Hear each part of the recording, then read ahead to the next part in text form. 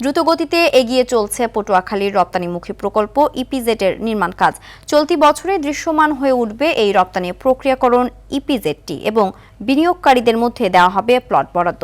2027 সালের জুনেই শেষ হবে পুরো প্রকল্পের কাজ। তাই এই ইপিজেডটিকে ঘিরে নানা স্বপ্ন বুনছেন এখানকার নানা শ্রেণী ও পেশার মানুষ। পটুয়াখালী থেকে মুফতি সালাউদ্দিনের পাঠানো তথ্যচিত্রে আরও জানাচ্ছেন লিওন আজাদ। শিয়া বাটার ও ভিটামিনে সমৃদ্ধ লিলি বিউটি সোপ, তারুণ্যময় উজ্জ্বল ত্বকের জন্য। রিমার্ক।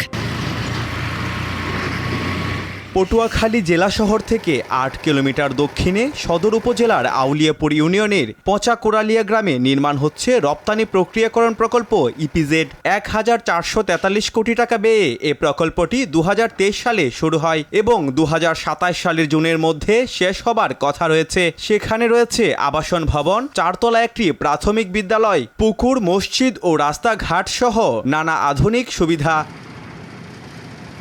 বালু ভরাট শেষে বিনিয়োগকারীদের মাঝে দেয়া হবে প্লট বরাদ্দ। প্রকল্প ঘিরে নানা স্বপ্ন দেখছেন এখানকার মানুষ। স্থানীয়রা বলছেন ইপিজেড চালু হলে বদলে যাবে পটুয়াখালী সহ পুরো দক্ষিণ জনপদের মানুষের ভাগ্যের চাকা। সব ফ্যামিলি থেকে যে একজন চাকরি করার যোগ্য যদি থাকে সবাই একটা চাকরি দেবে, তার সবার মন মানসিকতা ভালো থাকলে সবাই খুশি থাকলো।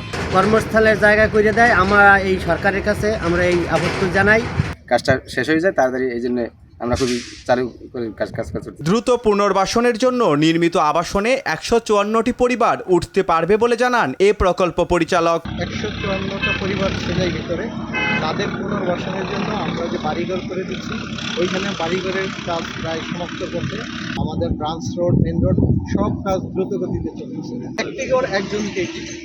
এই বিশাল প্রকল্প বাস্তবায়িত হলে পটুয়াখালী অর্থনৈতিকভাবে আরও সমৃদ্ধ হবে। এটি দক্ষিণাঞ্চলের শিল্পায়নে এক নতুন দিগন্ত উন্মোচন করবে বলে প্রত্যাশা সবার। লিওন আজাদ, RTV।